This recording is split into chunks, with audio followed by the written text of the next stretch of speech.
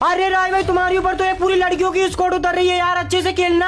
अरे क्या बताऊँ तुम, बस इन लड़कियों से पहले गन मेरे को मिल जाए फिर देखता हूँ मैं इनको। अरे अरे बहना, ये बंदा हमारे पास ही उतर रही है, मारो इसको, सब मिलके बच के ना जा पाए। ये क्या वन टैप इमोट मारो इसको, सब लोग मिलके राइस्टर का बंडल पहन के ही आएगा गेम में। अबे यार तो मेरे को इन चारों लड़कियों ने डाउन कर दिया यार, मेरे को मिलके इमोट दिखा रही है। बस तू एक बार रिवाइव कर दे, कुछ भी हो जाए छोड़ूंगा नहीं इनको। अरे अरे राय भाई, कैसे रिवाइव करूँ यार, मेरे पास तो टोकन ही नहीं हो रही, बंदे मेरे पीछे पड़ गए यार। रुको, अब बैटरी पे तुमको रिवाइव करता हूँ, फ्री रिवाइव लेके। अबे